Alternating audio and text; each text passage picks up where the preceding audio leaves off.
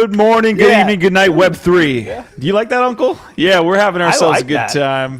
We're going to have ourselves a great episode. Thank you for joining us for the last NFT live of the week. We appreciate you sticking through us, or not sticking through us, but sticking with us. Don't stick through us. Throughout this week. It's been a tough one. We're going to try to cap it up nice here at the end. Again, thank you. Gifted is looking like a full, just absolutely, like it today looks a lot crazier than yesterday. I just saw you yesterday and you did not look that hairy, sir. I feel like I'm, okay, again, context is key. I'm doing this Know Nothing November program for myself, and part of that is no shaving. That's why, but you know what? I feel like I'm ready for the crypto apocalypse, right? Like I feel like I'm already apocalypse ready with this look. I can see that. By the way, Fun Uncle, I feel like you can probably bump up your video settings. You definitely can. Bud. Yeah, so if you go to your settings there, bud, and just hit it throttles you. Oh, it's throttling me. It's throttling the shit out. Don't let it run through you. Hey, also, not without my consent. You can't throttle me without my consent. Consent is key. But also, Q, I thought you were going to say this is the last NFT live ever because you know what? The rate because I'm capitulating right now. Yeah, we're capitulating. Is it a boy or girl? Also, I have to start, ladies and degenerates. Non-binding. This is very important. I have to give Q his flowers because I was called out. Apparently, I'm not giving enough. I'm not lauding enough. I'm not lauding. So marriage counseling on NFT Live. Let's go. Yeah. Look, so for those of you that don't know, Q does an amazing job keeping all this shit, keeping the ship running, doing amazing interviews, bringing expert, top-notch analysis. And like, honestly, none of this shit could happen without Nifty Q. So if you're not following him, yes, the guy's amazing. Yes. Wow. Subscribe, like, hit him with a comment down below. So for those of you that don't understand, Uncle, we'll get to you in a second. You calm down there. I'm here to keep the fire going. This is what happens on the GM Web3 morning show, which is what we do right before we press live on NFT Live. I like to everybody else gets lauded. Like Annie James will stop speaking, and Gifted immediately on mic says, "Oh my God, put that pen to paper and write it down, print it as a book." And I'll be up there, and I don't like to have this like mentality where I'm like, I'm trying to gotcha. Like I just want to learn. I'm curious. I'm all this stuff. I have a really good take, and I'm like, fuck yeah. And then Gifted's like, yep, all right. Kane Mayfield. What's going on? Can we change the subject? Boo. Like, yo, what the fuck? Unsubscribe. Can we kick this guy off stage? Uncle, I have a question for you. I see you guys in chat too. I want to know how you're doing, Uncle. But beforehand, you've been a creator on the Web3 network for a long time. You've been all the way back to the Lad City days, all the way back. Do you feel like you're underappreciated? Because Kane Mayfield is unionizing. This is what I heard. I don't know if you've been. He wants craft services. Do you feel underappreciated on this network? Are you going to join the Kane Mayfield union? I'm actually polar opposite. I have been gone for 3 weeks, maybe a month almost on my Mexican adventure, and I'm like jazzed up, adrenaline in my veins, like ready to be back in Web3 generating content. I even have a new episode of Fun Uncle tomorrow. I'm doing 2 weeks in a row of Fun Uncle content. That's I'm on some supersonic stuff. But I'm just scrumptious to be here. I know where he's coming from because he's got a baby on the way. The man loves making penises. We forgot that. You didn't mention his baby at all, so you guys should feel double bad that he came up on stage when he's got a newborn, or is she just pregnant? She's pregnant. Then yeah, he's not doing anything. He's fine. He's sleeping in every day. But I love when you give an inch, they take a mile. Maybe is that what's going on here? You got to stand your ground. No unions. You're bashing unions over here, huh? Is that what's going on? Maybe we should take some notes out of Jeff Bezos's book and figure out how to bust these unions before they even. I agree. He just wants a pizza party. He just wants a Zoom-based pizza party with his boys. Let's put on some like movies. Maybe No Time to Die, a great dude film. Maybe my favorite James Bond film. Nay, it is my favorite James Bond film. What am I saying? Goldeneye? No. No Time to Die. Oh, the wow. most recent one. That's the best one. It is really good as far as his era, right? Craig's? No. I say out of all I don't of them, know. it's the Casino Come Royale on. is freaking dope too. Dude, Like, they I spend don't know. 2/3 of the movie playing poker. This guy knows how to fight for a living, and he's just sitting there like, I have aces. You know, like 2/3 of the movie is at a felt table. No Time to Die, action. They destroy a Bond car. There's 2 Bond girls in that movie. Actually, 3 Bond girls, if you know what I'm saying.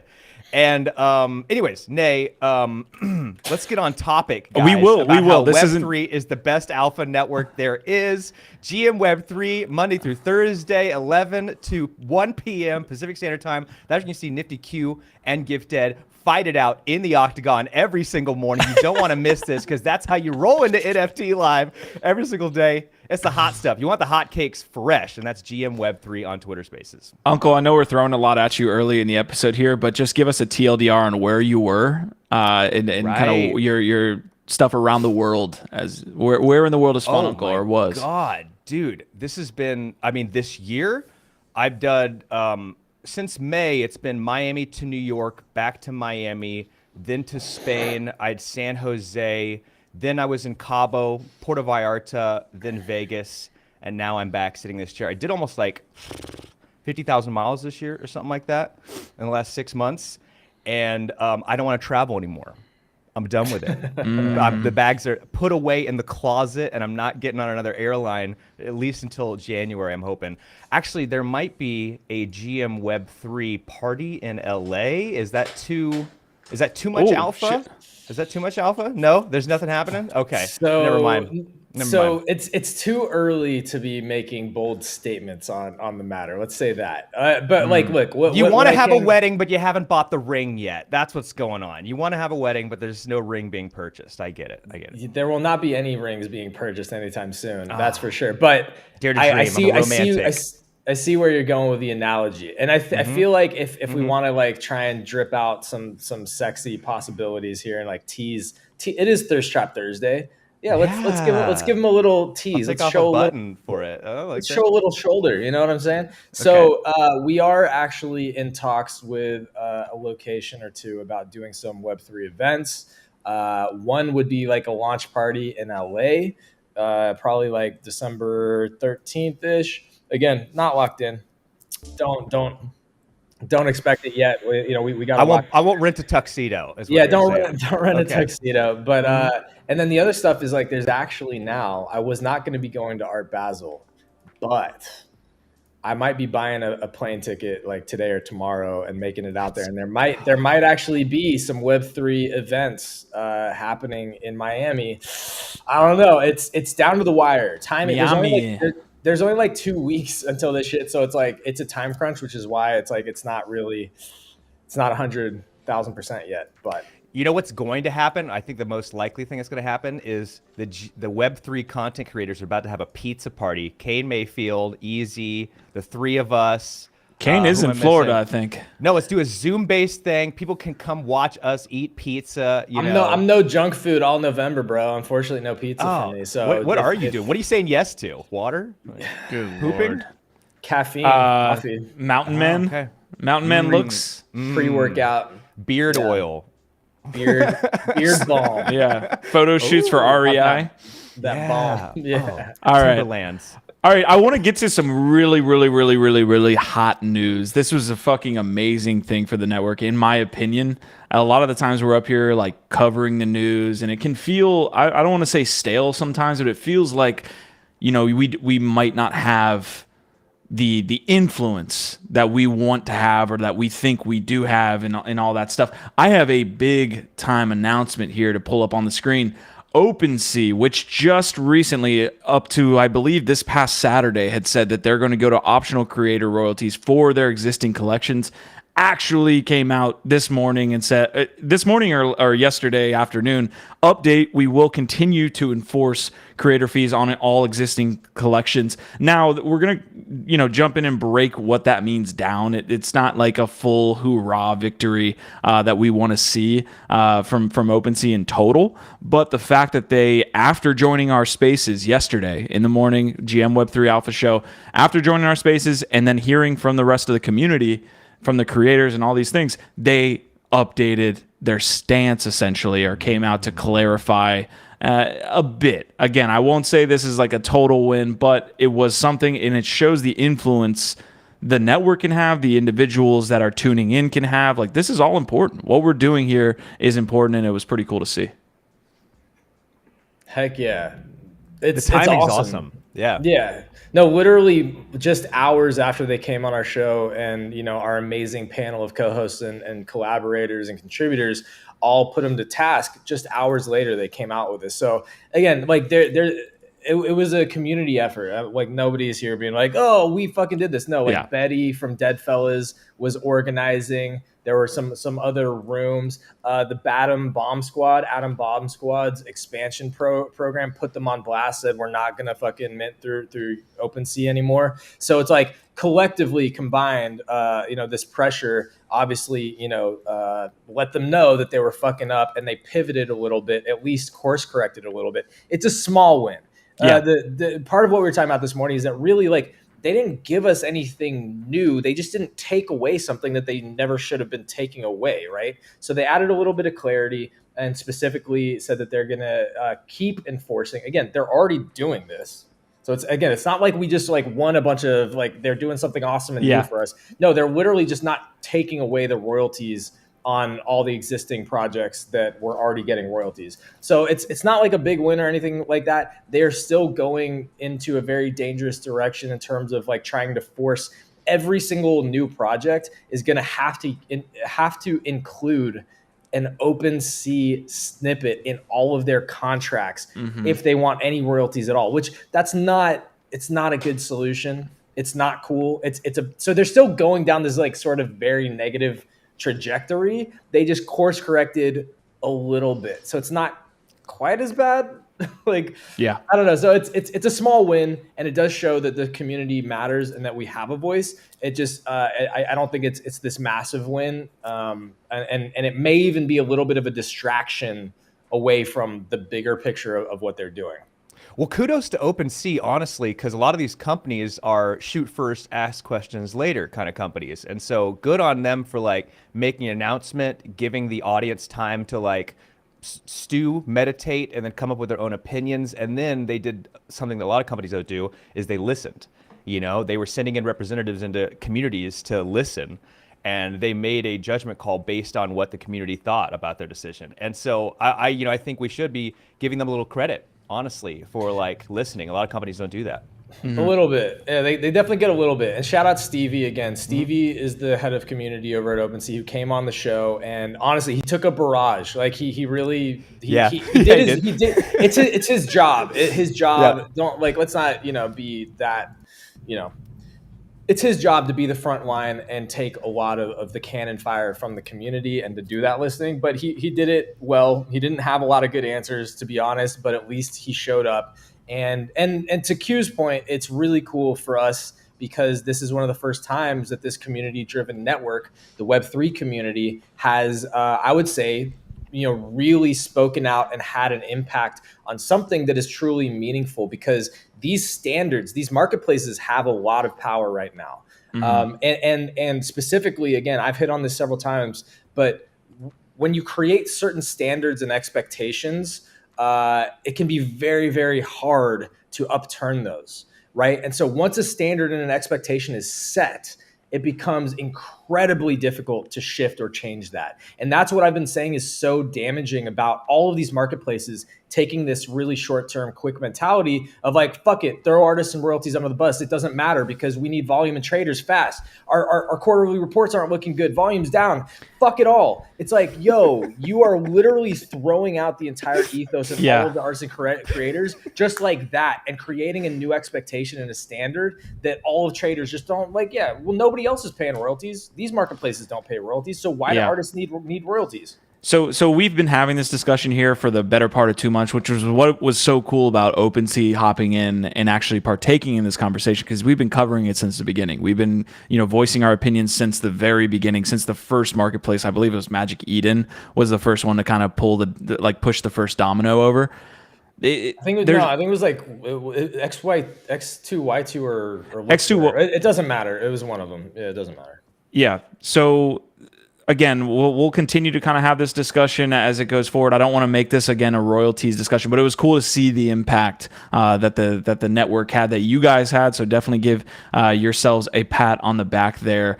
OpenSea as well, like, and I'll just wrap a bow on this convo because we do have to get to FTX and Binance and all the shit that's we're gonna keep this completely episode short. Crypto apocalypse. Yeah. We're gonna keep this this is episode gonna be short, super right? short. Yeah, super short. The shortest one yet. Uncle, if you had to do a rate my bag segment, what would you like to rate? We've done everything from holidays to horror movies. The best rug. What was the best rug? Okay. Yeah. Okay. Yeah. Rate my bags on rugs. Rate my rug. Like this was the worst. This rug, was but never. that's the best. Yeah. And that was the best one, the lightest one. Yeah. For those of you guys out there that are like, why did OpenSea do this? In my opinion, like, OpenSea made the decision a long time ago to not go the community route, to not go the Web3 route. They took on that VC funding. They were initially just privately owned, and then they took on a couple rounds. I'm sure they gave up equity in that sense. It'll be interesting to see if they do add a token. I know some guy came in here, Fidgetal, was talking 2 days ago that OpenSea might add a token to their ecosystem. But they've obviously, taken the long way around on that one. I mean, OpenSea's been around since the beginning, and they had a chance to launch a token since the beginning. And a la Rarible, I think Looks Rare has a token. All these different marketplaces have tokens. OpenSea has shown not to want to do that, at least in the interim and short term. So, any thoughts on there? And then I'll get to y'all's comments. I see you there in the chat. Hops and Schnapps is saying off work today and can finally catch you live. Thumbs up, smash. Love to see it. Heck yeah. Yeah, I can tell, first of all, Q, I know it's so difficult for you to even say his name, Fidgetal. I threw up in my mouth. I could tell it was hard for you to say that. No, I think it is an interesting point, is that like a lot of these marketplaces are going to be looking for ways to incentivize royalties. Again, to me, this is not the right long-term solution. I think we need to have hard-coded protections on a contract level for artist royalties. But in the interim, like looking at like what are some different options right now to help incentivize certain behaviors, tokens is one of the ways that marketplaces do that. And so that was one of the things that came up yesterday that was interesting is, he basically was saying, he was like, play back this show 3 months, 4 months from now. All of these marketplaces are going to be launching their own tokens with their own incentives to, do different things. Part of that being paying artist royalties. So it will be interesting. I think, Q, like you're drawing an interesting parallel between the VC, Web 2 direction versus like having a token. I wouldn't be surprised to see OpenSea do a token, but like, I don't know, maybe there's some other info that I don't understand that's stopping them from doing that. Yeah, again, it comes down to they went the extreme heavy VC route early on. So, guys, are you having connection problems, or am I having connection problems? I should say. Your video is video shitty. Yeah, shitty video for sure. Elon did this. Thanks, Elon. Thanks, Obama. Love to see it. Thanks, Joe Biden. Jeez. All right, give me a sec. Can you hit the CTA GIF while I get this video situation? Of course. I'd rather do. Y'all, welcome to NFT Live. We're so happy that you're here with us on a Thirst Trap Thursday. If you haven't already, hit the thumbs up. It does so much for us. We really, really appreciate it when you do. It helps, more people see it in the algorithm, all that type of stuff. So hit the thumbs up. And while you're down there, if you have not subscribed to this community, to this channel, go ahead and do it. If you don't subscribe, honestly, at this point, we got beef. I kind of think you might be a bot. I think you're rugging us a little bit. I think you're fucking with us if you're not subscribing at this point. So hit the subscribe button, be part of this community. You know what? We're still getting it going, but clearly we've already got a voice that matters. OpenSea is listening to what we're saying now. We want you to be part of this. We could not do it without you. So anyway, we appreciate you. Thanks for being here. Preach. That was beautiful. Nice work. Oh, I love it. I'm just trying to get on your level, Fun Uncle. I'm just trying to be like you, bro. Just climbing the ladder, baby. Just like a rat. Yeah. All right, so So listen, the connection, I'll see if I can fix it as we go along. Here's what we got for today. We did cover that initial OpenSea retraction essentially on royalties. We are going to touch on the updates with SBF. There's quick news that we have, and honestly, I've been a big fan of a quick news segment. I showed this last episode. I got the quick news piece right there, but we haven't touched on it. We haven't been able to hit on quick news. I got Adidas, I got Bored Ape. Anything you guys want us to cover, please. Like, all we've been doing is like looking at SBF's shitty hair for the past fucking 3 days, and it sucks. But the afro of crypto, it's the golden boy. What a fall, what a rise and fall this guy's had over the last year or two. I mean, name a guy who's lost as much money besides Zuckerberg in that amount of time, and then two just had a worse fucking last month. So real quick, I am going to show this. This is going to get us started. Again, I'm sure GiftEd did that wonderfully while I was away just then, so I'm not going to hit you with anything like that. That's pretty good. And I just want to go into the comments before we get started. So Santino's talking about atomic NFT standards, the creator set royalties. We should jump into Wax one of these days. Honestly, Wax is like one of the OG chains when it comes to NFTs. Like, we should jump into Wax. I haven't been in on Wax at all, and I'm always interested in learning. So I'm down. We're agnostic here. That's part of the beauty of this network. We have no. I was gonna say we have no loyalties. We have no loyalties. To anyone other than to anything other than the community and providing. We value will to jump the ship. Community. Yeah. That's the only loyalty we have is to y'all. That's the only loyalty we have. That's awesome.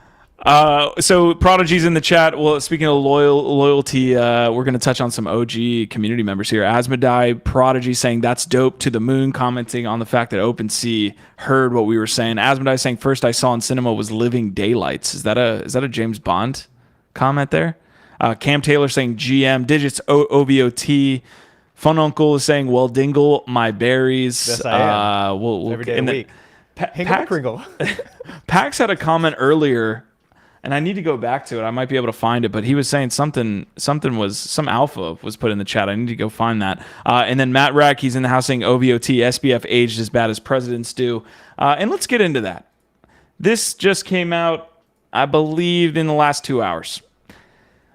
SBF is saying, I'm sorry. I'm sorry. That's the biggest thing. I fucked up. And so we've had 2 posts. Oh, I don't want to put in OpenSea to this. I don't want to attach OpenSea to this, but both posts were like very unclear. There was no clarity given. If you want a TLDR on this post, he's saying that basically the user's funds are the most important, and that's what he's looking to figure out a solution on. They need to raise funds. Justin Sun from Tron has been brought up, which is, in my opinion, not a good one to go with. If we're talking China, Justin Sun, I believe, is still in China. The company Tron is very much based in China. Like, that's not a good move for FTX. The other thing is he mentioned, as you kind of go down the article, he gave kind of a ridiculous kind of reasoning for why this all happened, which was he didn't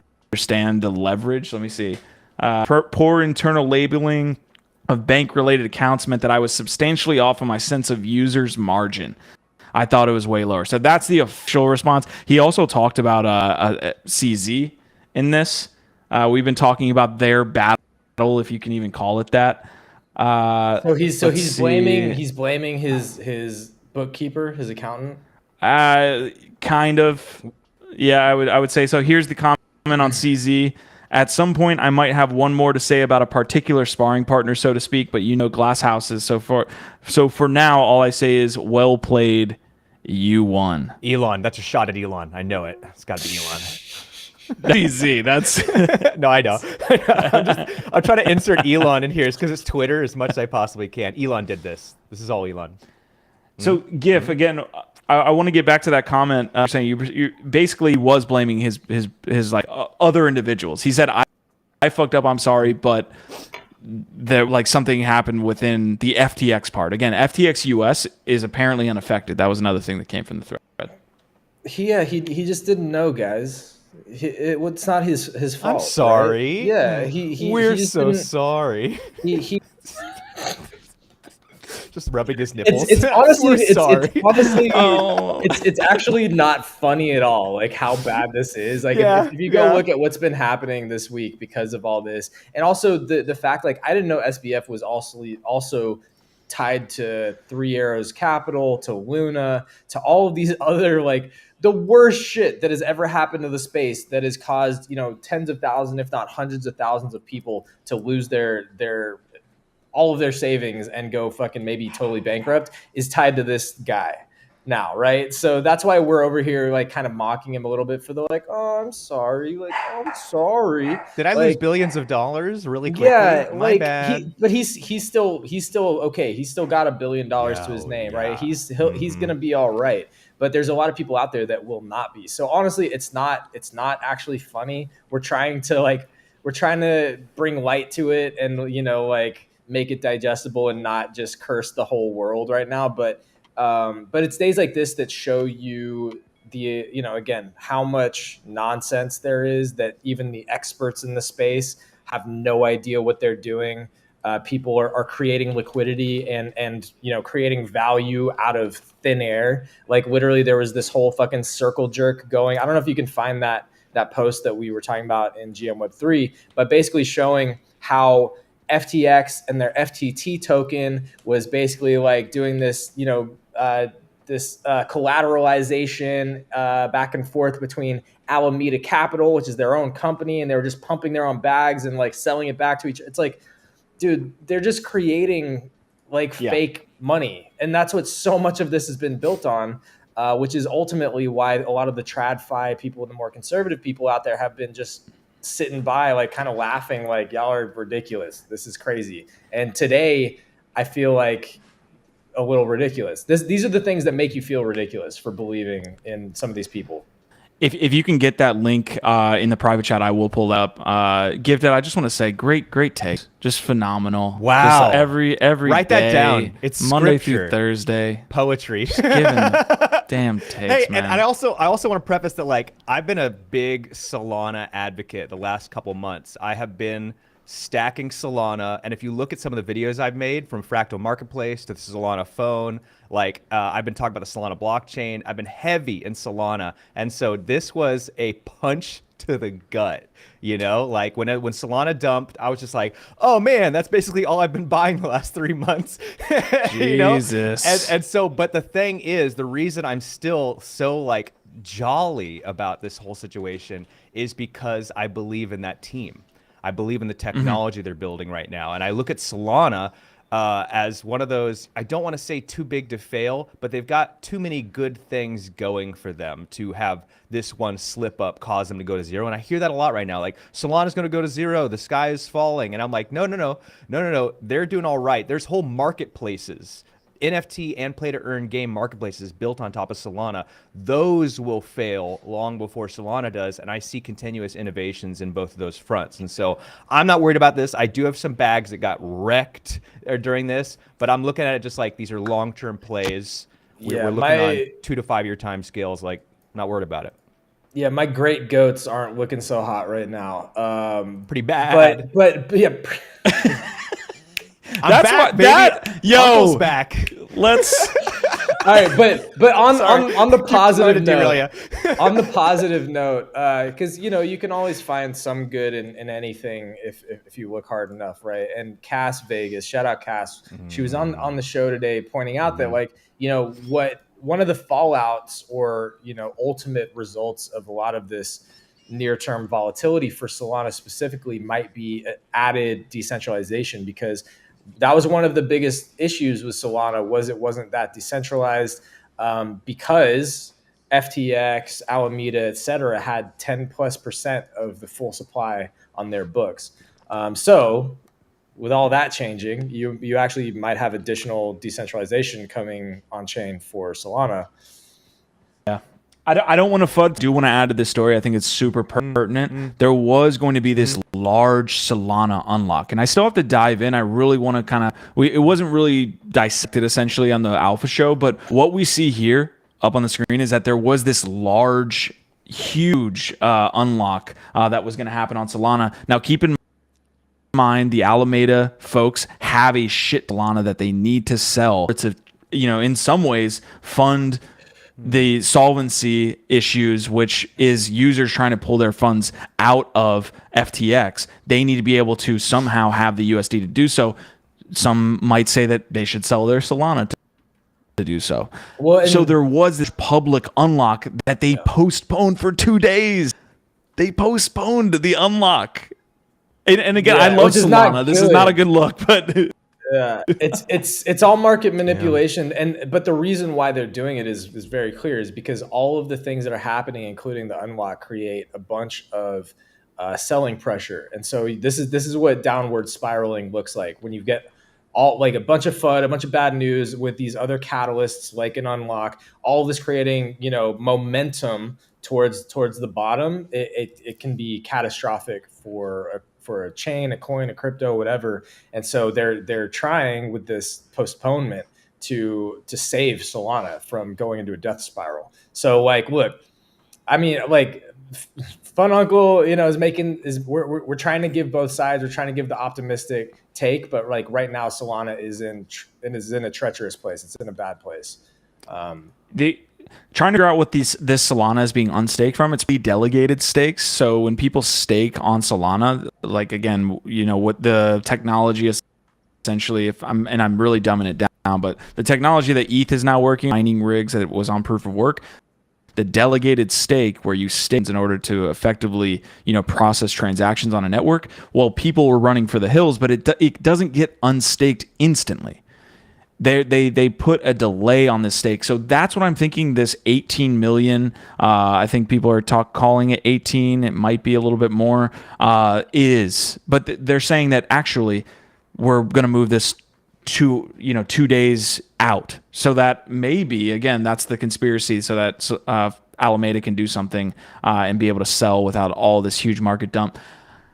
This might be from something else. This might be a stake for, VCs that was supposed to get unlocked at a certain time. I need to kind of dive in. If anybody has that information, please drop it in chat. And also, big shout out to Paxmark, who is dropping that Brave browser NFTs are dropping today. Literally in a matter of minutes. It looks like 15 minutes. You can purchase with BAT or Solana. We'll pull that up on the screen so that we'll kind of join that, at least from an observation perspective. If you got any BAT or Solana right now, Unc, maybe Brave browser NFTs is the way to roll. It's buy-in season, guys. Everything's down. These are the rock bottom prices on everything, and I think this might be the lowest they will be. I mean, well, so I see triple digit ETH in the future by Christmas time, and I see Bitcoin hitting 12 to 15,000 around Christmas time. But like, this is a great time to start a daily cost averaging strategy. Is all I'm really trying to say. Well, so I think it is a good question of like, are we nearing a bottom? Where do you think we are in the cycle right now? And do you capitulation? Think it still goes lower from here? Mm-hmm. Because like all of this is going to take time to shake out. Like that's obvious. Like this isn't just like, hey, like this week's bad and then next week it's back to normal. We're back to all-time highs. This is going to have a ripple effect that'll affect the entire ecosystem for weeks, if not months. So, I don't think this is the bottom yet. I don't think, given what's happened with FTX, I feel like we're still a ways from the bottom, unfortunately. Mm-hmm. But the question then, I guess, is when this all shakes out in the coming weeks and or months, is that the bottom? Yeah. Or can it get even worse? So we're jumping around on a couple topics here, FTX and Binance and all that stuff. So the Binance deal is off. We'll jump into some of that, but I want to stay on Solana here. I'll pull up the token price as well. Rounded off the news that there wasn't going to be this huge dump from the unlock. So again, you can claim that it's manipulation. Again, I think that would be close to the truth with what's happening with the token price, because at those 18 million Solana, which I don't have the calculations, but it's 17 right now, so that's a fuck ton of in USD value, is not unlocked, then you could potentially see increase in price there, where people were kind of mass selling could then sell those unstaked tokens.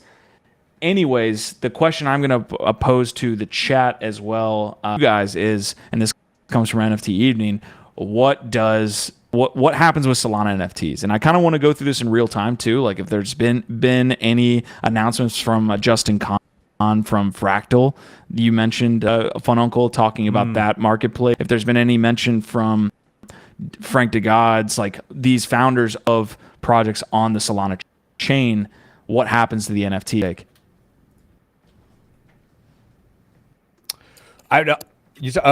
honestly don't have anything. Yeah, I was trying to look into that myself, because the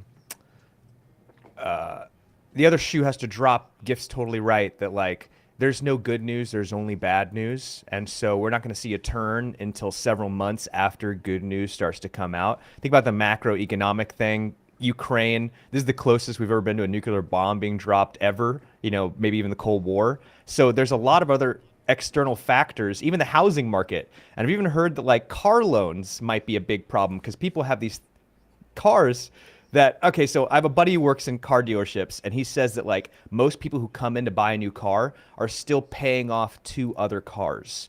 And so they'll get a brand new Toyota pickup truck, and the loan is only $40,000, but they have $100,000, if not $120,000 car loan because they're still paying off the last 2 cars, and they'll have these $2,000 monthly payments on these cars, all vanity stuff, vanity signaling, right, for no reason. And one of these is going to implode. Car loans, the housing market crisis, the war in Ukraine.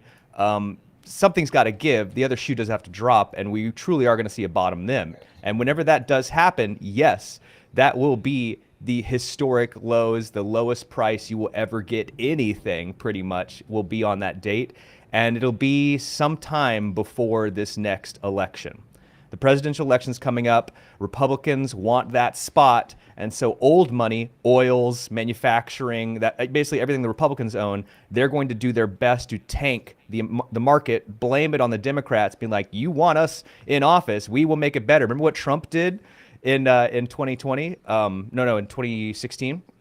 And so I think that's what's going to happen. This manipulation abound. They're going to do whatever they can to make the Democrats look bad. And God hopes a nuclear bomb doesn't drop in the next 2 years.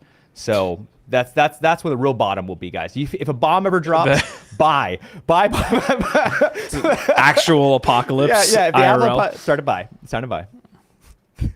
That's my take.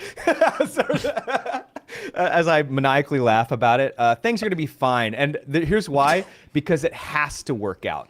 Even people in Russia, even Putin wants to continue playing, his games moving forward. He doesn't want us to pack up the box and put it away. So it has to work out. He doesn't want to nuke Ukraine and then claim it. He doesn't want to do those things. And so the economy will work out because it has to. And there's the brightest minds in the world trying to figure that out right now. It's just we're going to have a really brutal 1 year, maybe 2 years before they figure it out. That's us to be. Yeah. That's part of the reason I wanted to have Uncle on the show, is because of the macro takes, the kind of like broad financial takes when it comes to like the state of the world and things like that. We don't talk about it much on NFT Live, but it affects us. So Fun Uncle has a masterful macro mind, and he's one of the top analysts in the space. So it's absolutely that's poetry. That's invaluable. Poetry. Write that down. Invaluable. A gift. His insight. words are audible chocolate. Yeah.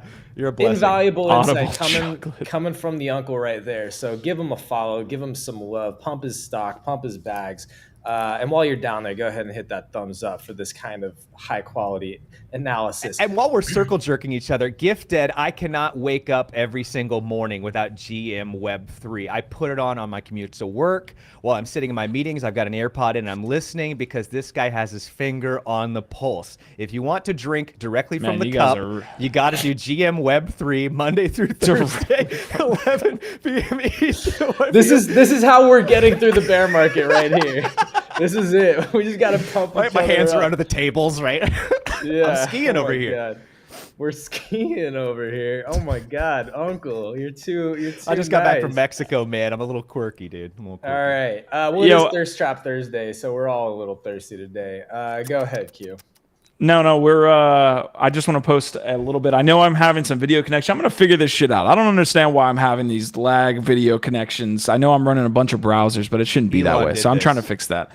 Bring it, man. This guy's trying to pump his Doge bags, bringing Elon into the conversations. Here's Magic Eden, right? Like one of the biggest marketplaces on Solana, talking about don't get phased by price action. Thousands of builders. Solana has the most active wallets on any chain, creating thousands of transactions per second. Google Cloud become a Solana validator. Almost every event was jam-packed at Solana conference. So that is the response, right, by one of the largest marketplaces. Can you pull that back up? Yeah. Let's look at this a little bit longer. Creating a path to 600,000 TPS. What is that? Transactions per second. Oh, okay, cool. Wow. Well, that's why Solana's going down so much, is because they're supporting 10x the transactions of any other freaking coin. Like, that's why it keeps crashing. So there's going to be responses, I feel like, by everybody in that community. Obviously they don't want to see the chain that they're building on absolutely nuke. I think we hit on exactly what's going to happen. There's going to be a lot of short-term volatility. I would not suggest buying Solana, like not financial advice or anything like that, but I would stay away from Solana until this unlock situation happens. Alameda has a bunch of Solana on its books that it needs to sell for USD. So if I'm, at the end of whatever that is, maybe there is a positive way forward for Solana, but I would just wait till and you could follow probably like a lot of data analytics would show when Alameda actually has all that sold off its books. If that ever does happen, they should just buy it or sell it OTC, to be honest. There's still a lot of incoming selling pressure that's going to be happening. So I agree with y'all. I don't think it's a good time to be buying Sol or Solana NFTs, frankly. But if you are a believer, to the virtues and the values of the Solana chain long term, like we were just looking at some of them, then there could be a buying opportunity coming up if you're watching. I don't think it's right now personally, but in the hopes of being positive, which I can't turn that off. It's a curse and a blessing. Polygon Matic has been doing extraordinarily well recently, and even during this crash, it weathered it pretty well. Like if you look at everything else crashed by like 25%, and I mean, I think Polygon crashed maybe by 15%, but it's still up on where it was a month ago, and it's doing great. It's back over $1. So I called it. Whoa, I didn't think it was all right. I didn't think it was at 70 cents.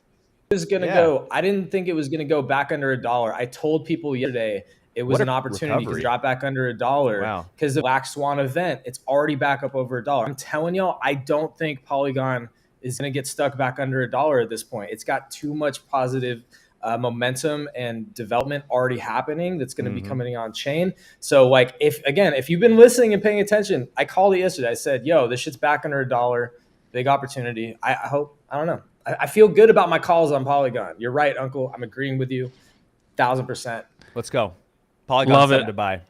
Yo, I'm going to hit the comments really quick. Uncle, you're getting a lot of love here in the chat. So they're lauding you here with comments. You love to see it. That's Prodigy's favorite word. I'm going to start. It is now. Can we get some positive comments about NiftyQ in the chat, please? Because he's the godfather. He needs it. He's the godfather. I'm blushing. None of this. All you of like this, me. None of it. You really none of like it would me. exist without NiftyQ. None of this would happen. So like, let's show some love for Q in the chat, y'all, because I have a feeling that he needs it. None of this. See, this is the shit I'm talking about. Even when I'm just like, you know what, you don't give me enough love. He goes the opposite side spectrum with like overdoing it and being sarcastic about it. It is what it is. It is what it is.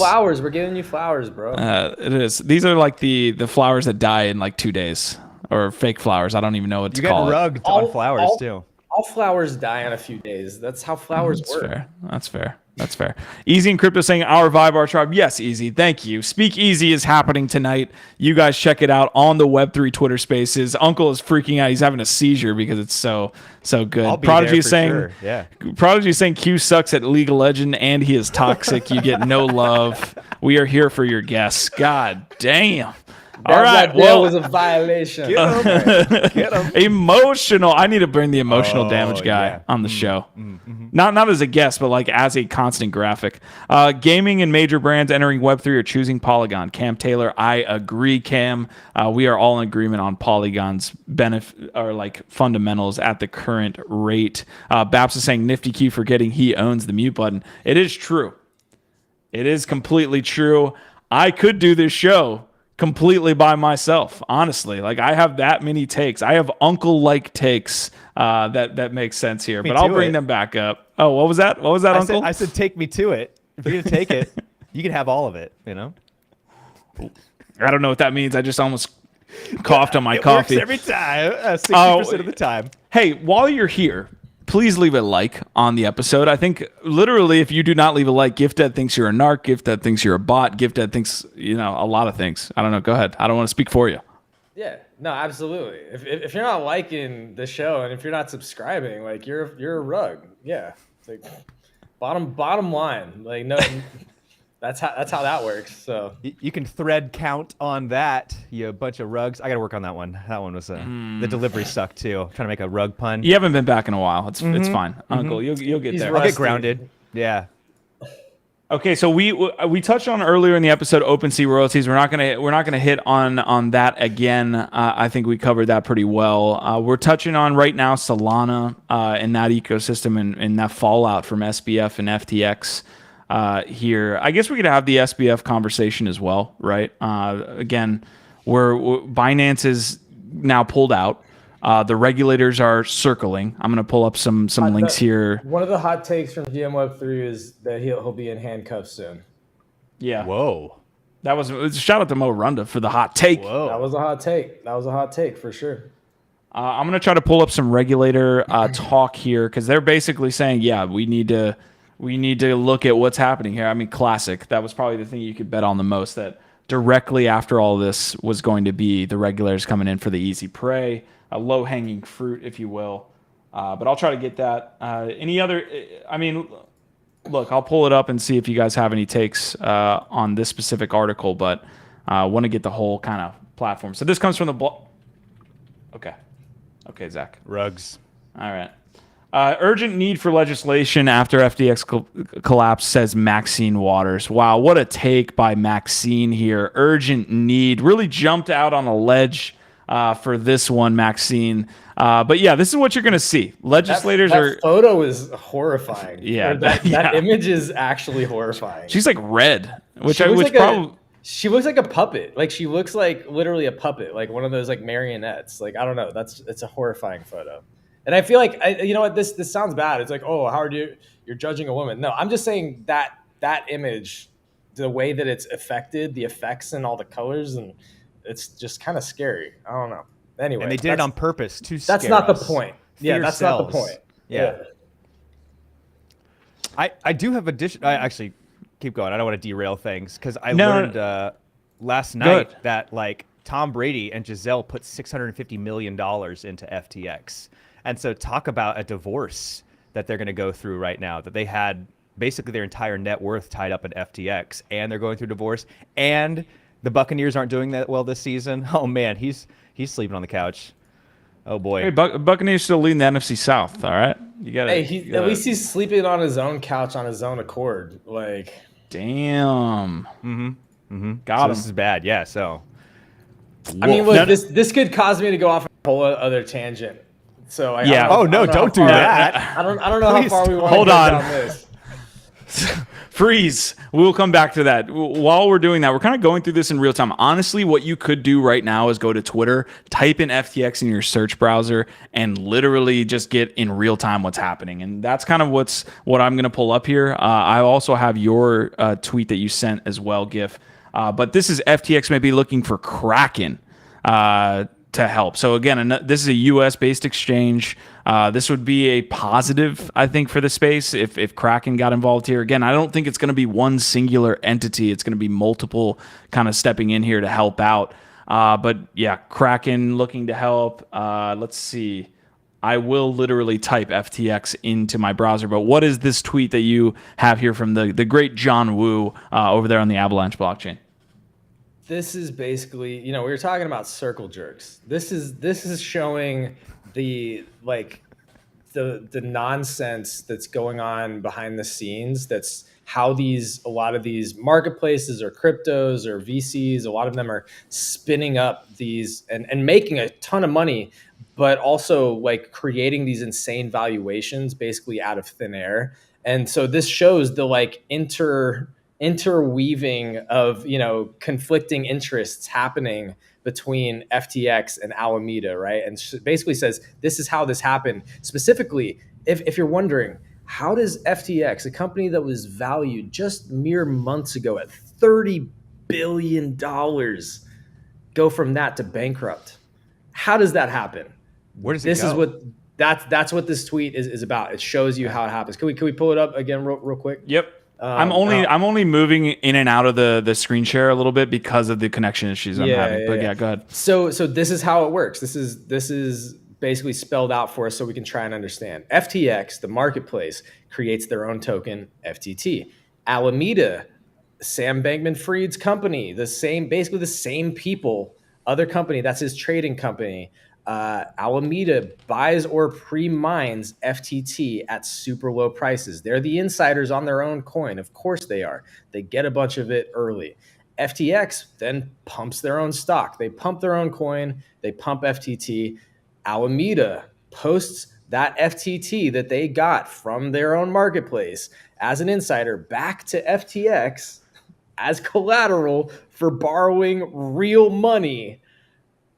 And it's all the customer deposits. So they leveraged their own customers' deposits for fake money that they pumped themselves. It's all just this total ridiculous. And again, the reason why any of this shit happens is because it is the Wild West. There hasn't been any regulation. And thus, this is why Maxine Waters in that horrifying photo comes up and says, we need regulation now. This is the impact of this in the short term is very bad. In the medium to long term can also be very bad, because now this becomes a key data point for all the regulators to point to and say well, y'all can't regulate yourselves. Clearly, you need our help. Yeah. A little bit more context here, and this was a great conversation we had on the GM Web3 show. Kane Mayfield, he has a little bit of experience in the financial markets. I think he was on Wall Street for a little bit of his career before he joined the Pirates here in Web3 and the Wild Westers here who are on the fringes of things, which is an important concept to talk about. Gift just hit on it. A lot of the stuff that you're seeing happen with Alameda Research and FTX happened in the actual financial markets, and then they were regulated. There's no regulation in Web3, so these people just moved from financial markets where it's heavily regulated to doing the same schemes that made them a ton of money but that were then regulated, and now they're doing that in Web3, and we will get regulation likely here within the next couple of years, 3 years. We'll see. This whole space is built on just these practices is how I'll kind of put it. And I made the reference to Tether earlier in the show, early in the GM Web3 show. This whole space you could potentially say is propped up on companies not having reserves and printing money. And you could say the same thing about the US. You could say the same thing. Ever since we moved off the gold standard, you could say the same thing. Yeah, traditional banking also uses fractional reserves banking, right? Yes. Yeah, agreed. So let me kind of wrap up my point here with Tether. If you don't know about Tether basically was a money printing machine back prior to 2017. They're still in existence today. They actually have gotten more transparent with their reserves and all this stuff because they've gotten a lot of heat over the years for basically what's happening with FTX and Alameda, which is that they do not have transparency when it comes to their reserves. If someone puts money into FTX, they need to be assured that they're going to get money out. The same thing happened with Tether. If I have USD and I'm exchanging that 1-for-1 for Tether tokens, which were essentially the USD at the time, USDC equivalent, it was called USDT. If you cannot take money out in that scenario, if you put one USD in, or you said, let's say you have an USDT or FTT, in both examples, and you try to take it out for USD and then you can't get your money back, that is where it starts to become an issue. That is the whole thing around the reason that, SBF might go to jail. It's just consumer user protections when it comes to getting your money back. Okay, so specifically around the reserves that they're holding or should be holding. Exactly, because only a certain amount of funds are being traded at a certain time, right? There's not their entire book being traded all at once. It's a very minute portion of that book is being traded all at once. So if they have 500 million in reserves, hypothetical number, the only trading that's happening, again, another hypothetical, $10 million being traded back and forth, then that's really the only money that they need to have on their books is 10 million, because if only 10 million is being traded back and forth, they need to make sure that they could pay that out.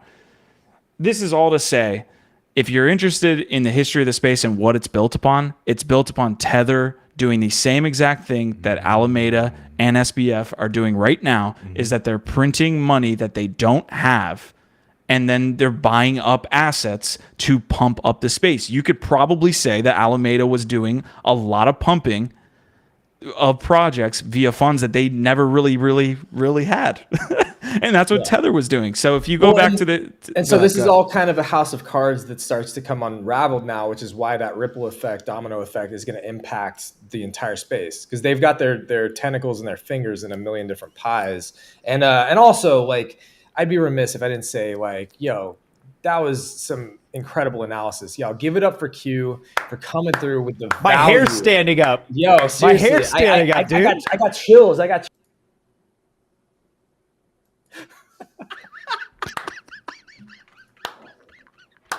Seriously, give him some love in the chat. Oh, yeah. Q Why am I here? Q was on point today. Throw a thumbs up. Pay no attention to the man behind the curtain. Come on, pump the stock. Pump the Q stock. Come on, man.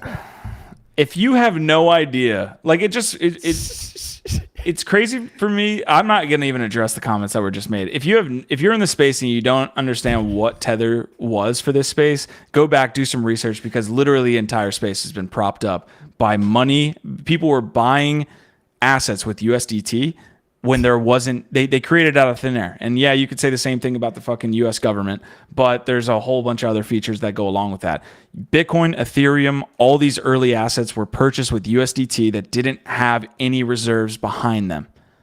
And we're going to get to this point, and you've seen CZ and you've seen BitMEX was another one that's come out recently and said, we're moving to this proof of reserve standard where they're all going to show their reserves because of this instance. So we're going to literally have a situation where this won't maybe happen anymore, where you're able to have an FTX, for example, one of the largest exchanges in the space, not adequately show what reserves they have on their books at any given time and on any given second. But that didn't happen here, and that's how the cookie crumbles. Yeah, it's a good step. It feels like it might be a little bit too late. It's like an attempt at self-regulation, but at this point, there's so many data points that regulators are going to be able to point to that I don't know. All right, I feel like. Well, honestly, the statement here is, we can see so far because we stand on the shoulders of giants. There's so many multi-billion-dollar titans who have fallen in the past. Look at the dot-com boom. Look what happened to Lehman Brothers. WorldCom. There's a bunch of other companies out there that made big fucky wuckies and are now in the forever box, as we like to say. And we have learned from those mistakes, developed, innovated, and created new regulations so that now we have a thriving economy and fewer of those things happen. And so now we have yet another fucky wucky, put it on a shirt, put it on a pillow, trademarked Fun Uncle 2022. And so we will have a better mousetrap moving forward, I think is what I'm trying to say there. Yeah, I wonder how Michael Saylor's feeling right now. It's a good question. Not good. 1 year anniversary. Mr. Joker saying happy 1 year anniversary of Bitcoin all-time high. Ooh. Yeah. Yikes. He's probably still feeling pretty rich though. That's a good point too. Hops and Schnapps unliked the video just so he could smash that like again for Nifty Q. That's what we love. I'm about to put out a ban on Gift Dead on NFT Live for a week. Yo, give us the old double like. Give us the triple like while we're out. Share out the video. If you already liked it, you can't like it anymore. Share it out. Let your homies know that they should be liking the video for Nifty Q for this awesome analysis. Yo, he's honestly the greatest host in all of Web3. Facts. Greatest interviewer.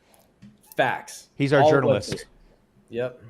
Just lauding, just absolutely lauding, just breaking out the lube that he could laud so hard. Are I we wish he was lauding hard using enough? lube. I wish he was using lube. This is some raw going stuff, hard. man. There's some friction burns going on here, dude. That's how I like it. Yo, last point here, maybe last point. This is going to be a short episode, apparently.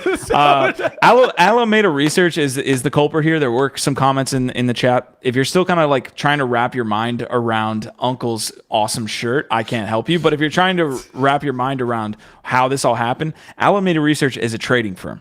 They make money on volatility. If something goes down a lot, they can short that asset. And if they can manipulate that asset either way, and be on either side of that, they will make money. It's not like your typical VC firm that's like, hey, if this company does, really well and we buy into Solana and we pump the bags and everything's good, then we're good. No, it's basically like if there's a black swan event and we're on the short side, we can make hundreds of millions of dollars.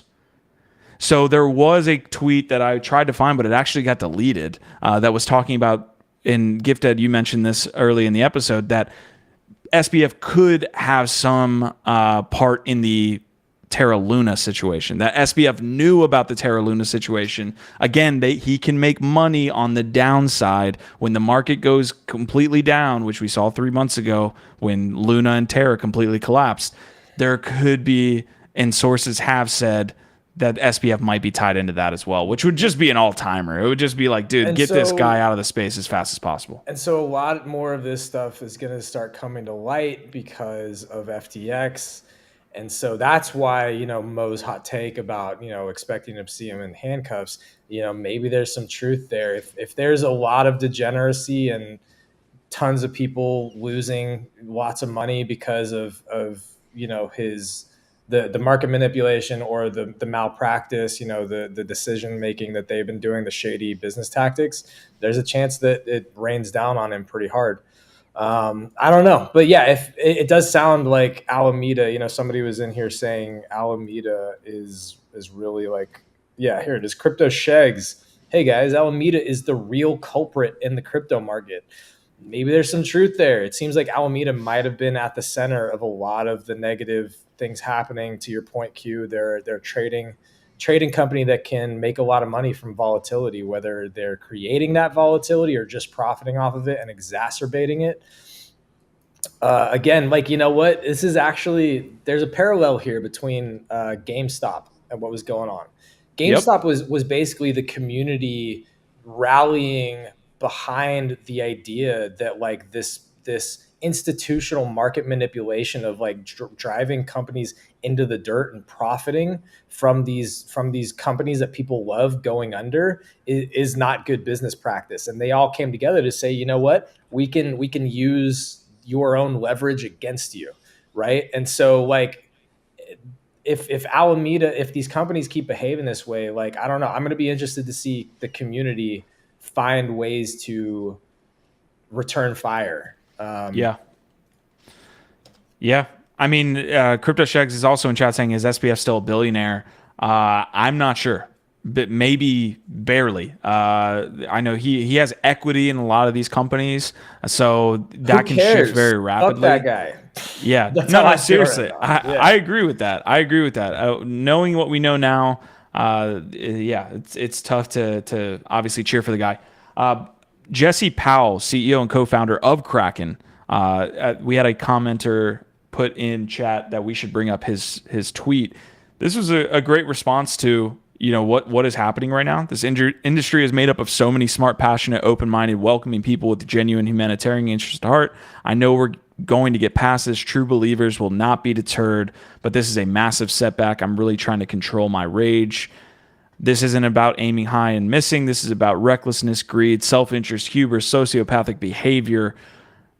That causes a person to risk all. I said that on GM Web3. This is sociopathic shit.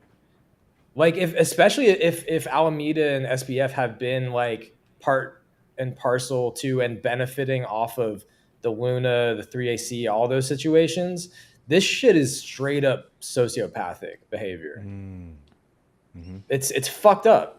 It's actually fucked up. And so, yeah, I resonate with this. It's like, we're out here like trying to make laughs and giggles, trying to understand it and have a good time and not like be defeatist about it. But like there's absolutely like rage. There, like, people should be pissed off. You know what I mean? Like, people should be upset. Just like the community came out and got so upset about the way that OpenSea and these marketplaces have been treating the community and the creators that they built their business off. People should be fucking pissed. Like, this is all very Web2 greed, like vulture capitalism mindset of like nothing matters except for the bottom line. And so much of the community, to his initial tweet in there, was built around a certain ethos of trying to improve the world, trying to create new paradigms, more equitable systems than what we already had. Because clearly the Web2 fucking systems that we've had for the last decades, if not centuries, has not been working for the majority of people. How did we get to where we are today with so many broken institutions, broken people, broken systems? It is because of what we already have. Web3 promised opportunities to get away from that and create new ways of operating, new models, new business models, new ways of thinking, new systems. That was the promise that brought me and so many other people into the space. And so I really, really resonate with that, at least the part that we saw, because that's what he calls out in that initial tweet. He says, the space is full of so many beautiful people. They were drawn here by the promise of what this technology can do. But already it is devolved into greed, just hubris, sociopathic fucking behavior, traders over everybody, over artists and creators. And that's why it's like, Q and I, like we have these intense back and forths because like, it's not that I don't understand how capitalism works. It's not that I don't understand that like there's business interests at play. The reason we argue back and forth is because we both got into the space from different perspectives. Like, I didn't get into the space as a creator. I got into the space initially as like from an investor standpoint and working at ICO Alert, which was heavily involved in the financial and business side of this space. That's where my experience is. That's what I've been doing since I got into the space. Your experience has been different. And that's what's cool about it. We have all these different perspectives. I would hate to be on here and be like, fuck yeah, gift it. Like, I do that, but if I did that every fucking day, it would be lame. No one would watch. No, it makes it much more interesting, right? It's like there are different interests in the space, and so much of it is financial. So it's like, again, it's like, I just want to be clear because like there's been comments whenever we have these conversations like, oh, you sound like a fucking communist. It's like, no, don't be fucking stupid. Like Mother Russia, they'd kill you for that. Yeah, no, stop trying to reduce like what we're trying to have, which is a real, like, nuanced, enlightened conversation, into these old fucking terminologies and labels of like communism, capitalism. It's like, no, can we not evolve? Like, what is capitalism evolved look like? What does next generation capitalism look like? Ooh, how do we get evolved. there? That's no, good. like straight up. That's like good. why? Like these systems that we have in place, even the Constitution has a bunch of amendments, y'all. These systems that we rely upon every day in our lives that we think are just like the way that it is, they came from somewhere. Shit hasn't always been this way. We can update and change. We can evolve. And so that's like, and I know Q and I come from different places, so we have a little bit different perspectives on a lot of this shit. But I think still, Q, part of the reason you came is because it was an alternative to the opportunities and the systems that already existed in traditional finance. You thought you could do different things here. Yeah, true. But I also came through when we have an investor or user perspective versus a creator perspective. Those are two varying takes too, because I didn't come into the space. I think the Web3 music NFT example was given where someone was like, well, if they don't pay my royalties, I could just turn off the NFT. It's like, that sounds great for the creator. I came into the space through a user and an investor perspective, one of the community members that would buy your NFT, not the creator that does that. That's my experience. That's why I come to it. Miranda had a great point, and that's that if piracy had basically become the ultimate standard and norm, then you would not have any good artists creating anymore, because literally what sustains artists and empowers their ability to keep creating good shit is the ability to build a life off of their creations. So like But streaming started to. But streaming is a natural evolution of that. I'm not paying $18 for their album anymore. I'm streaming their music basically for free. A lot of people would argue that the quality of music has gone down over the last decade or two in general. But either way, at least there is a way. Those are revenue streams that prop up the top 5 to 10% of musicians that allow them to keep creating. So even though the long tail, they're making small amounts and they have to go sell merch and do other things. Again, all of these things create a suite of revenue streams that can build a career. Not everybody's going to make it off of streaming because honestly, even streaming's bullshit. Musicians as artists have been, just like artists in general, have been undervalued and cut down and cut down and cut down, which again gets to what this whole OpenSea battle is about. Because it seems like what the marketplaces have just decided is okay is to do what's been done in Web 2 and say artists don't really matter. We'll value the art. We will take your music. We will listen to your music. We will love your music. We will take your NFTs. We will love your NFTs and we will resell those for fucking hundreds of thousands of dollars if it makes us happy.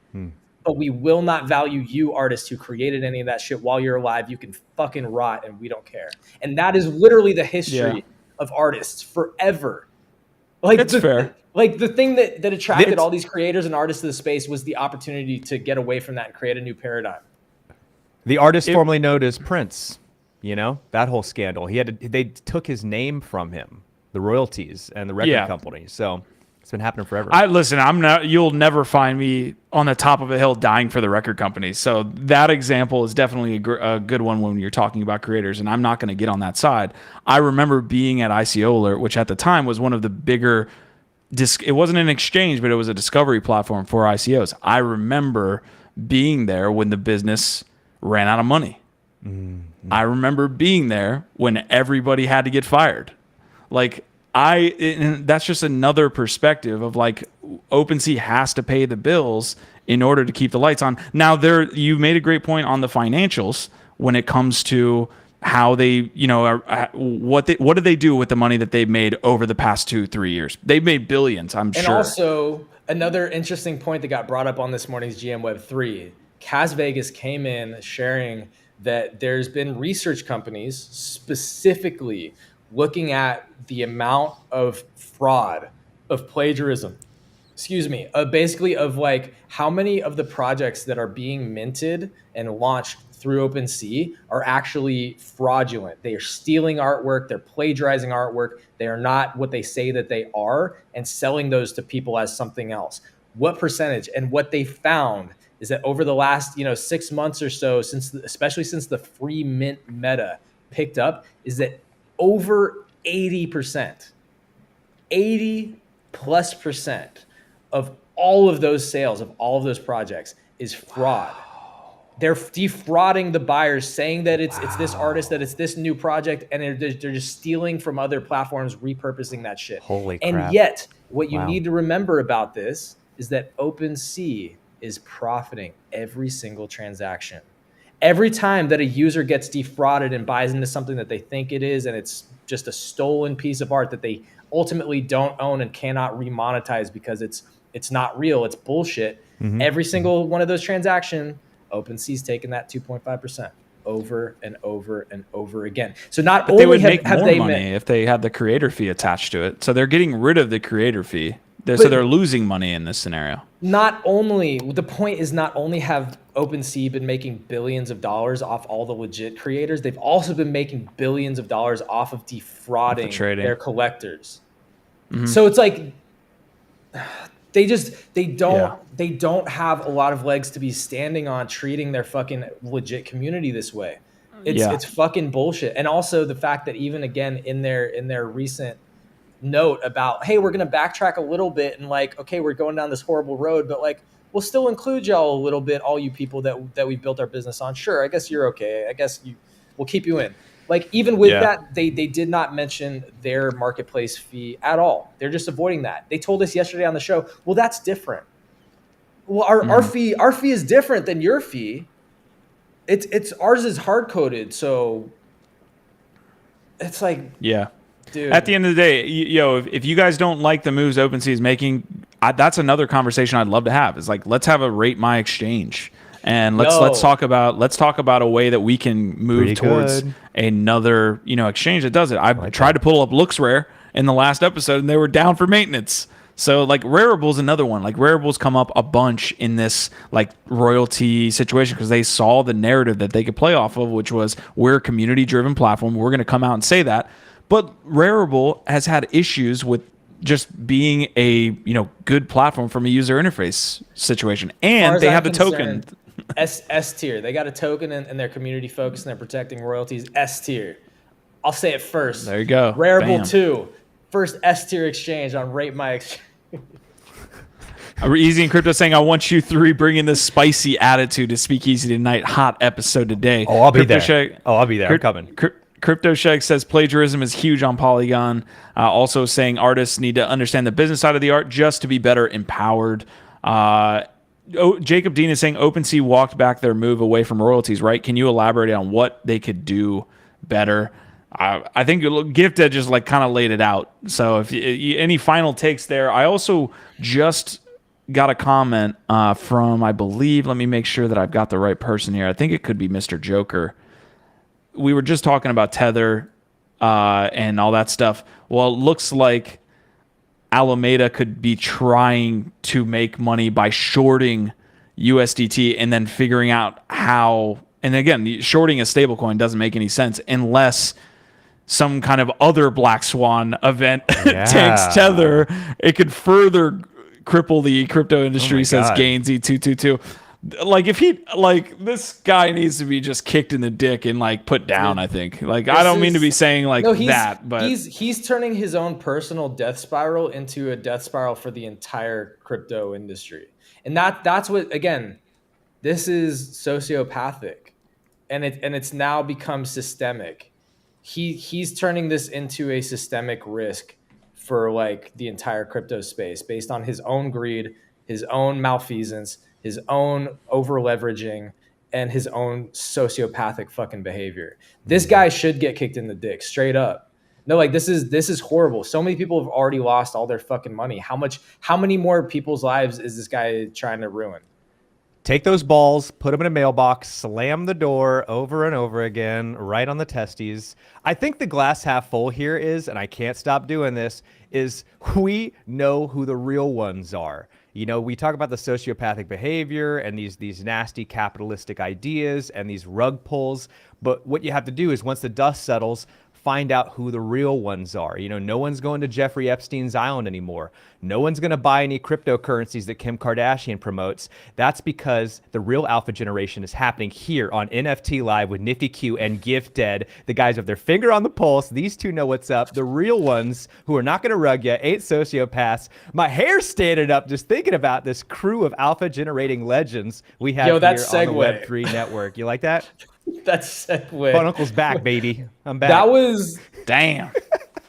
That was DJ Savage level segue right there. That was a savage segue. Hashtag savage segue. Savage segs.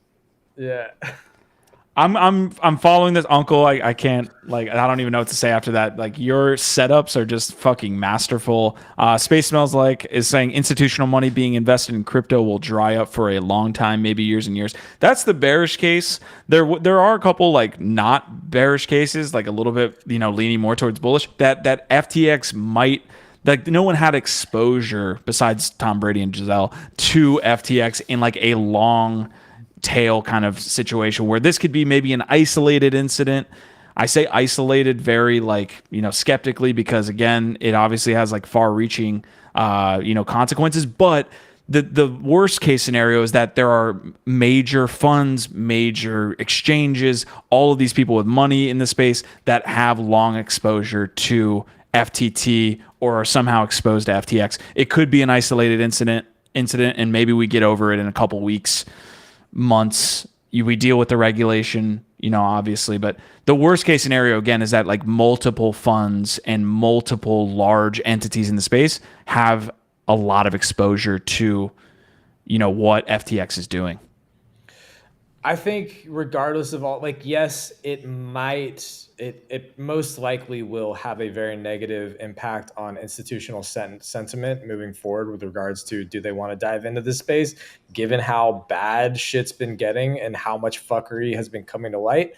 I think it will have a negative impact. However, when deterministic crypto clarity, regulatory clarity comes in, a lot of them are going to be able to come in either way. And that's what they've been waiting for. They need determinism, right? And so when like stable coins and there's different guidelines that come in through regulation, a lot of this type of shit can't happen anymore, right? Like they'll have the rules, they'll know what's legal and what's not, and they'll feel a lot safer. And that's what's been holding up a lot of that institutional investing so far. So I think it's still going to come as long as regulation and clarity, determinism does come. So, it just might be slower than a lot of people anticipated, because a lot of people thought that like, well, once that clarity comes, it's just going to be like an open faucet and here we fucking go. This might slow down some of that investment. I don't think it stops it. Also, it's interesting the way that the world works with regards to just like, karma, balance, everything's balanced, because Tom Brady is an absolute living GOAT. And it seems like the guy can never do anything wrong. And then apparently 650 mil invested in FTX. I mean, fall hard. I feel for the guy. You can't, he's lived a blessed life. But it is interesting how the world balances out. Well, now he really can't retire. The guy wanted to retire. Yeah, that's what we didn't know. Yeah. He had the information all along. That's why he had to stay on the Tampa Bay Buccaneers, because he knew about Alameda Research's. All the inner workings were put it together. We cracked the case. Yo, yeah. So anyway, also though, on the tangent that I didn't go off on earlier, I just want to say, for any of the homies out there, the dudes out there thinking about getting married, just realize that even Tom Brady, an actual living GOAT, could not keep his wife happy. But she's also like the equivalent though of the GOAT on the female side. Goat, it was a little imbalance. There was an equal. There was no imbalance. I mean, look, I'm not even gonna say what it's I like really Julius think about Caesar got married to Cleopatra. You know what I'm saying? Yeah, like they're both that's what I'm saying. Like you're builders in their own right. Right. They both should be building empires. I was being facetious a little bit, but you said like Tom Brady's the GOAT. Well, Gisele's also the GOAT. Maybe even more of a GOAT. Whoa. Someone got goated. Yo, I'm surrounded by simps. Somebody come save me. Seriously, the point is, regardless. Elegant point, by the way. That was poetry. Write that down. No, she is amazing, which is why she married him in the first place. The point is, the guy is literally like, people talk about alphas. Like Tom Brady is the most alpha man of our generation, and he could not keep his wife happy. And so I'm just saying, this man kisses his son on the lips. Most alpha man. He's great at football. Gib's trying to be serious, and we're not being. Yeah, I see where you're going with it, and I agree with it. I do agree that Tom Brady is that level of alpha male. Go buy that ring. Go buy that ring. Go get on that knee. Go propose and get married. Just don't marry Giselle. All right, that's all you got to do is don't marry Giselle. As the only married man here that's spoken up, Mr. Joker, not me. As a married man, shit's rough out here, is what he's saying. So, so that's what we're getting. So, which is worth, buying Solana right now or getting married? You can resell the diamond, I guess, if she gives it back to you. Shout out Mr. Joker for being the only real one here, for actually being honest. Bapex is saying family is dead. Jeez, this got dark real quick. Listen, before we leave the show here, we're at an hour and 30 minutes, but it's a 10-minute, so an hour and 20 minutes. Mm-hmm. Yeah, short episode. Shout out to Adidas. I mean, you guys have been on the quick news segment that we were supposed to touch on every episode this week, and it just never made it. Apparently, there's an unbox the impossible. We just never got to this. Like, shout out to Adidas, who launched a product on the absolute worst week that you could ever do. It was completely overshadowed. I don't even know what I'm showing here, so we're watching this together. It's the impossible. Unbox the impossible. How is this possible? I'm just want to make sure. Is that an elephant? Y'all see this. What are these shapes? Oh, wow. Yeah. That was it? That was it. Oh, Jesus Christ. What's the floor on that? 40 ETH? Fucking Jesus. That sucks so much. You have any information here on Unbox the Impossible? I know Yeah, you like barely touched on it. That's embarrassing. Just a little bit. Let's not just fud everything here. Let's not be those guys. Look, Adidas launched its initial collection pretty successfully last year. It was a big deal when it launched.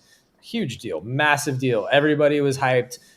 They partnered with Bored Ape Yacht Club. This is apparently the next phase, the next step, the evolution in their own metaverse, ambitions. So apparently this is tied to that original drop. I don't have the specifics in front of me, but if you were in that original Adidas drop, I think you are getting some kind of utility or value from this, and it's the expansion of the next step. That's really all I know. I don't know what the Unbox the Impossible is. I do know, of course, the original Adidas drop, part of the utility there was physical Adidas items. You got hooked up. No. Y'all, okay. Can we put this to bed? Q is still trying to make digiphysical a thing. It's not happening. It's not happening. Digiphysical is not a thing. It's phygital. Can we all right, anyway. Wait. We have a triumvirate here. We have a breaker of the tie. Digiphysical or phygital? Fun Uncle. This is official. This is here. Why not digital? Something like that. Why not just option 3, digital? I'm not trying to play it safe. You made me cut the baby in half over here. Come on, guys. He is. Option 3, chaos. You're on the barn spot, down. Uncle. You're on the spot. Oh wait. Hey, what all you guys need to know is I have a new episode of Fun Uncle tomorrow, Friday. Phantom Galaxies, Astrophyte Rush. I completed the full cycle, got all 2,000 coins, and I'm doing a walkthrough on how I did it. I recorded my whole playthrough. I even solved all the puzzles. You're going to get all the tips and tricks and alpha here on Web3 tomorrow on Friday. That's the Astrophyte Rush. Phantom Galaxies episode 4 is out. I'm super stoked on this game. How do you like that for a segue, guys? How like that one? Fucking God. Let's go. Damn. See you tomorrow, Phantom Galaxies. My man. That's my answer to your question, whatever that was. I can't even remember. Way to get out of that one. No, that was amazing.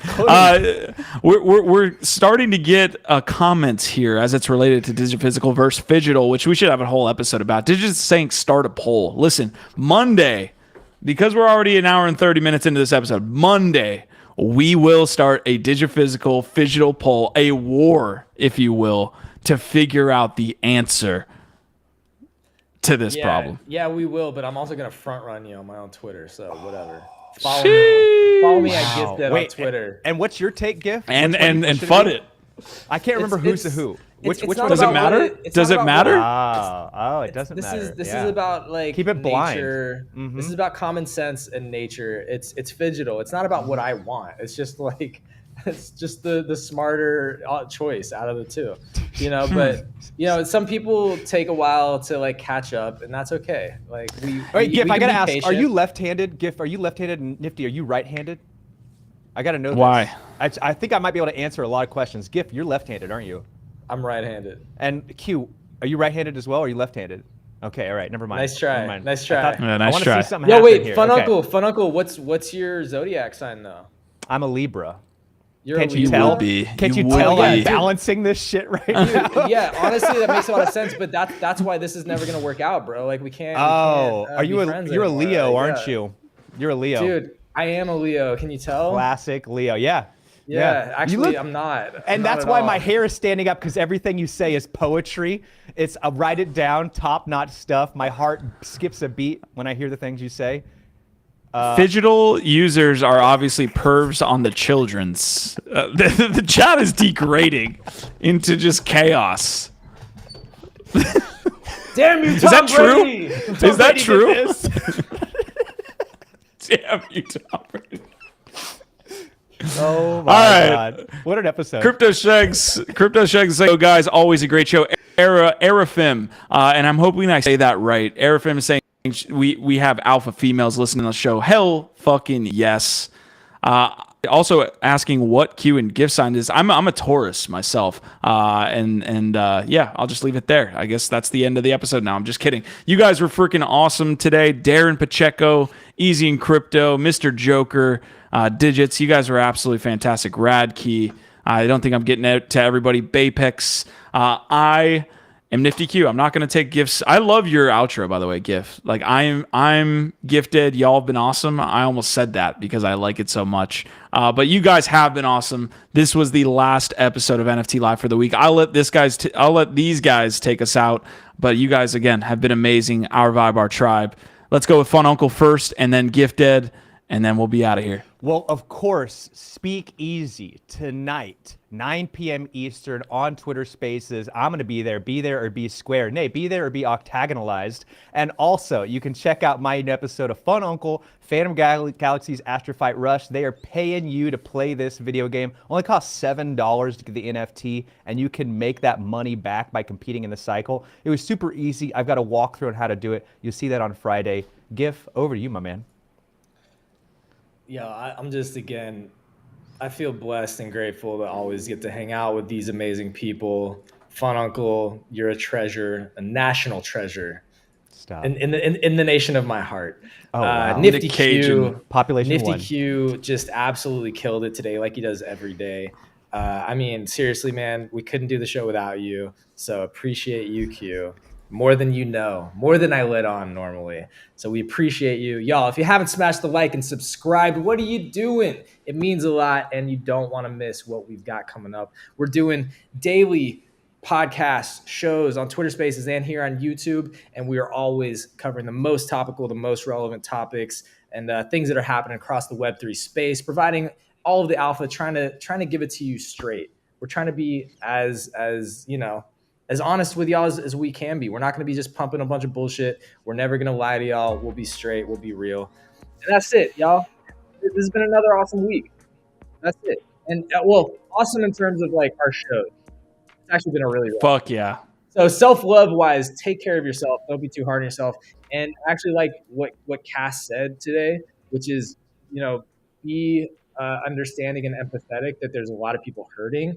So with your own POVs, your perspectives, as you're out there sharing them online or talking to other people, just be gentle. Be careful out there because you never know who's going through some really rough times right now. So take care of yourself, and we will be back. OVOT. Later, y'all.